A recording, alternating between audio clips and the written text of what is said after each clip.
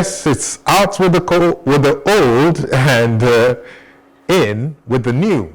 And that phrase couldn't be more fitting for today's episode, considering the remarkable profiles of our guests. Yes, and we have three dynamic young women in the studio, trailblazers in human resources, IT-driven digital transformation, and the ever-evolving conversation on the role of women in today's world. Each of them is not just excelling professionally, but also redefining personal success in their own unique ways. So let's together take a moment to rewind about 30 years and think of how much the world has changed, thanks in no small part to Gen Zs and their relentless drive.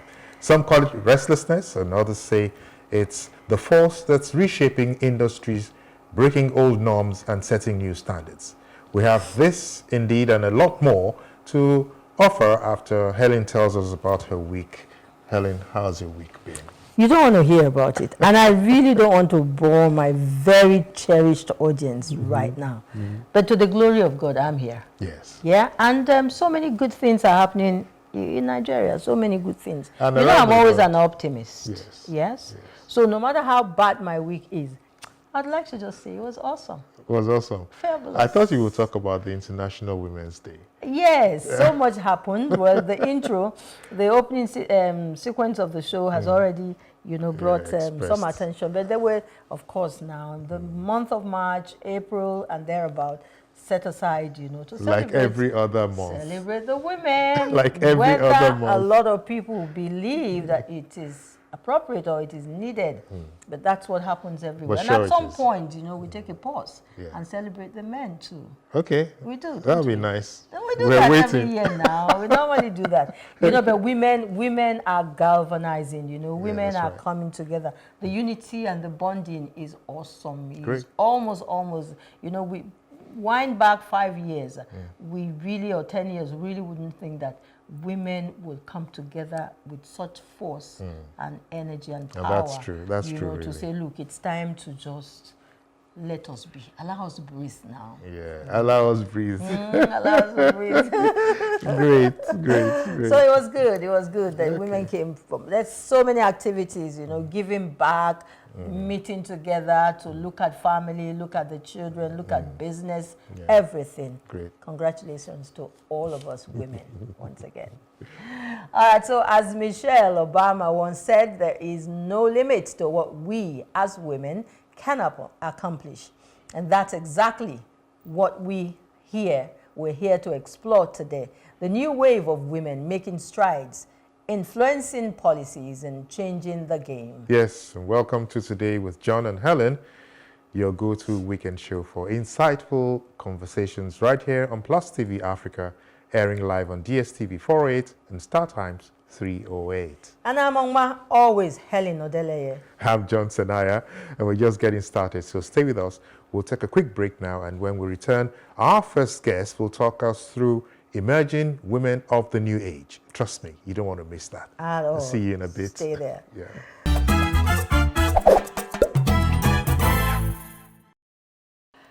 So, our very first guest today is an inspiring figure in the creative and communication space, Joy Onwalo Udumezwe is a seasoned public relations professional and photographer, passionate about storytelling through visual and written media.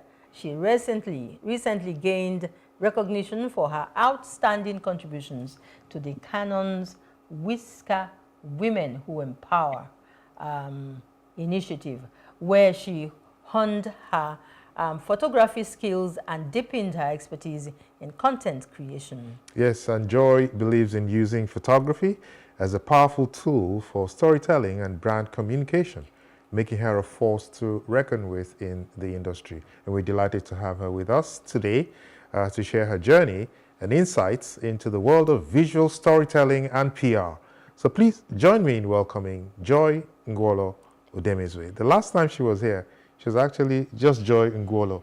Oh. So maybe we should say first the big congratulations to Joy. you. And yes, you kept out of the wedding ceremony, but congratulations. That's all. All right. So we hope that you haven't fully relocated out of Lagos to be with Mr. Yes, You have. absolutely. Oh, good to Good. know. So let me start this way. How was the celebration of the International Women's Day out there in Anambra State? How was it? Was it big? Was it small? Was it reasonable? Was it remarkable? Oh, well, interestingly, we had a conference for women, a business conference for women, and it actually blew my mind. For someone like me who is used to staying in Lagos, coming over here to Anambra and seeing people, women coming together to seek ways they could improve themselves professionally, it blew my mind. Okay. So we had people like Professor Sogweson, who is the founder of Onisha Business School, and some other important dignitaries, yes. Great. Awesome. Great. Okay. So, Joy, some of us have been monitoring you, we've been following you everywhere. And we see that you've built a successful career in PR and communications, specializing in the legal, tech, and finance industries. So tell us quickly, what inspired you really to choose this career path? And what are some of the biggest challenges you faced as a woman breaking into the industry? Okay, so interestingly, I started as a journalist, and one of my tasks was to interview people and get their opinion on very topical issues. I also had to interview them based on their businesses and their careers. And one of the things I realized was that after each interview session, people always came back with positive feedback to say that, oh, after people read my story in your newspaper, a lot of people have begun to patronize me. People have begun to patronize me, basically. And yeah, so that really spurred me. I said, since it seems I'm doing something great here, and I want to go further with this. And over time, I was able to get a certification from the Nigeria Institute of Public Relations, and that's how I got here. Okay. So at the moment, you're the inaugural chapter lead of the Coms Avenue in Anambra. First of all, Yeah. tell us what the Coms Avenue is.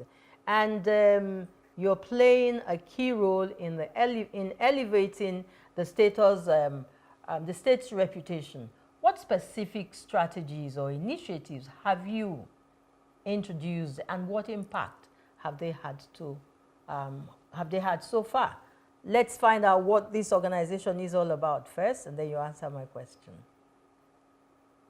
Thank you so much, Helen. So the Comms Avenue is a capacity and networking platform for comms professionals across Africa and beyond. So we have chapters in Lagos, in Abuja, in other parts of Africa, and even in the UK. We have our members there. Okay. So what we do is we provide opportunities and resources for comms professionals who are looking to level up in their careers. We also create platforms for people to network and partner on various projects. We also provide mentorship opportunities for comms professionals who are maybe confused and are looking for someone to help them hold their hands and show them the way up the career ladder. And okay, let me start with the perception of Anambra State. Yeah. When I told some people I was coming to Anambra State, I could see the perception. I could feel the perception. People were scared. People were shocked. You're going there. This is going to be the end of your career. Okay. You know, things like yes. So yeah, at first I was a bit scared. Cool. But on coming here, I realized that things are not perfect here, but they are not as bad as people made it sound. People made it sound like, oh, when you come here, you are going to be robbed and all of that. But coming here, I mean, I can see very hardworking people here. Here, you know, even when you see someone doing well here financially, everybody can trace the source of the person's wealth. Ill-gotten wealth is not glorified here. Okay. I come to appreciate the values of the people here. I've come to appreciate their industriousness. And so I said, oh, what can we do? So I spoke to the Comms Avenue in Lagos State headquarters. And I said, why don't we bring the Comms Avenue here to Anambra State? And so we're able to get a group of comms professionals who are also in media, communications, policy making. We brought them together to say, how can we retell the story of Anambra State? Fine, we know that we are here for our own capacity building, we're here for our networking, but what can we also do to elevate the reputation of Anambra State? So presently, we are working on stories, we are working on spotlights to retell the story of Anambra State, to tell people the strength, so that people like you, John and Ellen, when I tell you to come for vacation in Anambra State, you'll be excited. Oh, I'm looking forward to that. I'm already excited. And I'm already looking forward to how we can galvanize people like you, you know, to go to my state, Benue State, and see how we can tell the story. Seriously. Well done. And it's interesting to note that within such a short period, you've started making waves in your new settlement, so to speak. And well, I know that you have also successfully helped Nigerian brands, you know, gain international recognition. So what you're doing is not just, you know, just something that you just picked up. But could you tell us now, what are the key elements of a strong PR strategy that can elevate a brand's visibility, this time on the global stage? Okay, so if I were to give you all the strategies, that would be a masterclass. Give us a bit. I'm just going to share some tips. Okay, so the first thing is to create solutions and initiatives that are relevant to both local and international markets. Because everybody is looking for value. What's in it for me? So if you want your brand or your initiative to be recognized globally, you have to come up with solutions that are relevant to both local and international markets. Another way to achieve this is also through strategic partnerships with international organizations. If you want to be on a global stage, you cannot, yes, it's good for us to support our own here in Nigeria, but you also need to move outside the shores of Nigeria. Think of strategic partners who align with your values, who can complement your product, your brand, your products and your services. Partner with them. That's another way to be on a global stage. Number 3? Yes, number 3, and the final one is to create and build relationships with international media agencies. Yes. All right, thank you. So we'll work with the 3. Now, women today are taking on more leadership roles across industries. In your experience, what are the most significant barriers women still face in leadership, and how can they overcome them? I'm sure that questions like this were across, you know, as the women got together to celebrate the International Women's Day. That's right. Yeah, so one of the challenges that I have observed is the perception of women in leadership. People feel that once a woman is in leadership, that organization is not going to go well. But it's not entirely true, because there are women who are also at the helm of affairs and they are doing well. We have female leaders at the Combs Avenue, Adedoyin and Sharon, and they've been able to impact the lives of over 1,500 comms professionals across Africa and even beyond. And one thing I believe is that as female leaders or women in leadership, we should build our capacity. We should invest in ourselves. We should develop ourselves. I don't believe that I should be judged because I am a woman. I should be judged by the excellence of my work. So if I feel that what I've done, let's say I've done some work and it's not excellent enough or it's not up to standard, then it's my responsibility to work on myself, to invest in myself, develop my capacity to deliver excellently. So so I think that's one of the things that women really need to work on. Okay. Yes. I mean, well, since the focus is on women, I mean, we will let you go. You know, because the thing about leadership is has absolutely nothing there's no to do gender, with gender. But I mean, today our focus is on women, and now I want to turn the spotlight on networking Okay. and capacity building for women professionals, in communication. How important is mentorship in empowering emerging female leaders, for instance? And what do you think the steps would be to help women find the right mentors? Oh yeah, so having a mentor is very, very, very important. In fact, that's one of the things I realized late in life. But as soon as I realized it, I was able to get a mentor to hold my hand and show me the way around the communications industry. Because what you will spend 10 years trying to achieve, with a mentor, you could spend just a year to achieve it. So because this person has gone through the same path, this person knows where the hurdles are, this person knows what the obstacles are, and this person can advise you and tell you the best route to take. So for people who are looking out for mentors, I would say, yes, you can sign up for the Comms Mentorship Program. Also, to get involved in their industry networks. When you have industry events, be active, attend the events, identify people who are in that niche or who are towing that path that you want to also go through. So approach them and let them know that politely. Approach is just everything.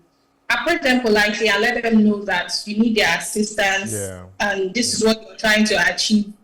Some people have actually approached me to say, oh, I'm a 400 level student and I don't know what to do. I just don't want to be stranded when I get out of school. Mm-hmm. And I've shared some resources with them. I've told them the skills that are relevant to the industry right now. I'm happy to put them through.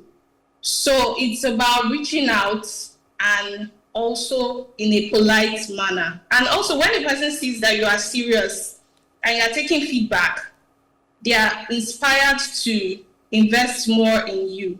Yeah. Mm-hmm. Okay, I think what I can add to that is that mentors are everywhere. It's not only in the private sector or in the entrepreneurship space, but wherever you're working, really, if you're gainfully employed and you look properly and you are interested, you find mentors in some of your bosses or even some of the people who are, close to you. Close to you. You find one or two things that you can pick, once you're focused on where you want to get to. Okay, so as a leader in the communication space, you have influenced careers, you have facilitated partnerships, and you have created opportunities for professionals. Now, what has been the most rewarding moment of your leadership journey so far? Let's share it. Okay, so the most rewarding moments have been getting feedback from people, positive feedback from people saying that, oh, they just got this new job opportunity after a conversation that we've had, or after taking my advice on a campaign, it's went out successfully, or just having someone to talk to. Sometimes people experience burnout and they just want to talk to someone. So that makes me feel fulfilled. And knowing that I'm adding value to the lives of other people, that's enough. Money, no amount of money can like that. Wow. Yeah. Helen, I'll just confess to you that Joy has been one of my favorites for some time now. And you see, it's quite interesting because you see that she started her journey in journalism, and I've seen her do a lot of things. I follow her on her social media handles, and she's always everywhere. Photography, she's passionate about it, storytelling, visual storytelling, and all of that. So Joy, could you just tell us, how do you integrate creativity into your communications work, and how has photography especially helped, shape your approach to brand storytelling? Okay, so I see photography as a means or platform for visual storytelling because people find it easier to understand what they can see. So I use photography for two reasons. One, to expose societal ills or to expose challenges that are happening in the community. For instance, sometimes I'll walk on the streets and actually capture pictures of bad roads, or pictures of people trying to make ends meet, or pictures of people being harassed by touts, and we will publish those in the community newspaper just for people to know what's going on in the community, to be able to see the areas that we need to work on, the areas that we need to improve on as a society. That's one way I use photography to tell stories. The second way I use photography to tell stories is through portrait photography and events photography. So I try to shape perception. I don't just take pictures. I am intentional about the pictures I capture. I want to tell a story. I want to shape the perception. For instance, some people think that when you come to Anambra State, all you see is farmlands and maybe people, illiterate and all of that. But by the time I'm taking pictures and I'm sharing these images with you, you can also see that here in Anambra State, people are also living up to the standard. People are doing excellent work here. They are intelligent, educated, and hardworking people here. So basically, that's what I do. I try to shape perception using photography. So you're kind of like an ambassador, Anambra, Anambra ambassador of some sort. The governor should be listening to you, right? Okay, we're getting ready to wind up, these very interesting conversations, but not before we look at this angle that many emerging women professionals struggle with balancing their careers, personal growth, and family life.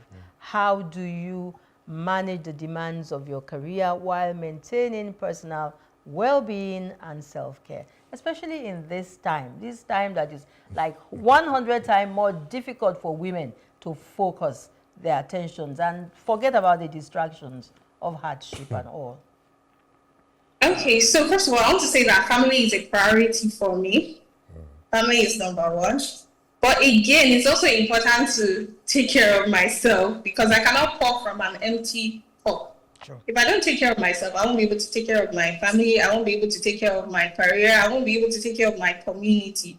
So what I do is I allocate time to every aspect of my life.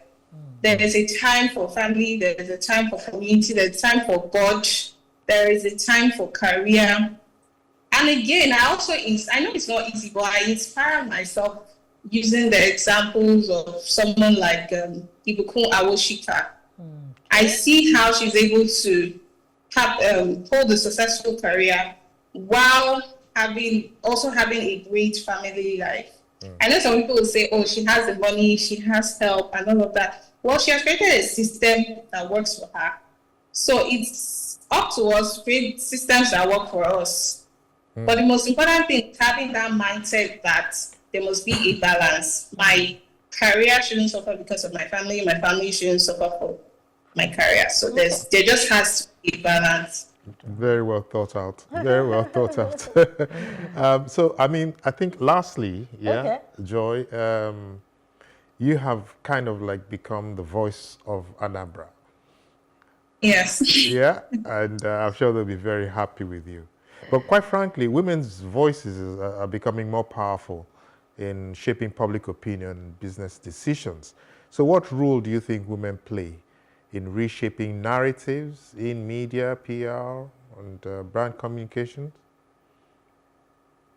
So interestingly, women are already doing that, and they're doing that well. First of all, by taking up leadership positions. If you've noticed, the chairman of the Nigerian Institute of Public Relations Lagos chapter is a woman.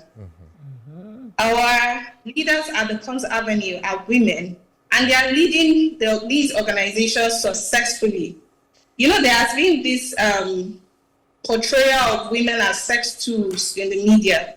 But thankfully, so we are now beginning to see media platforms like Leading Ladies Africa, our network, coming out to showcase women that are doing well in their careers, doing well in their businesses, and reinforcing that idea that as a woman, you can be hardworking and still make it in life. You don't necessarily need to trade your body to get a car or get material things. You can actually work hard and be successful at your career.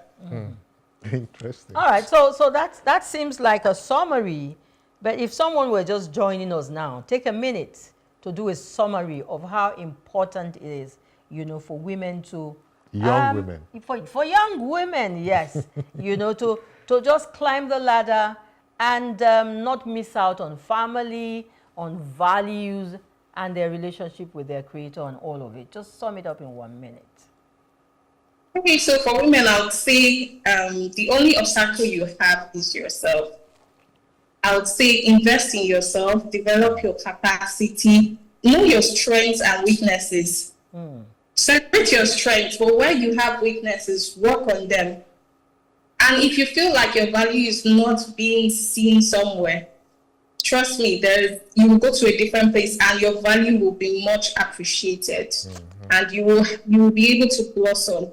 Wow. But it's also important for us to realize that our families don't have to suffer because of our careers. We can actually have successful family life and have a career. All we need to do is to allocate time to every portion of our life, spend our time wisely, and seek for help when we need help. We have so many women who are willing to mentor us. Okay. So reach out for help. Yeah. All right. Great. And what a way to start the show. Joy, thank you so much. I mean, this proves that young women are really, really shaping our world and setting us up for the future. So, Joy Ngolo Udemezwe, thanks for sharing some time with us to give us a peek into what our young ladies are doing. And especially in Onitsha, Anambra State. All right, thank you, Joy, for being our very first guest on today's outing. Our next break will give us a breather and prepare us to bring in yet another young guest, you know, and she's here already. She's Hannah Bere.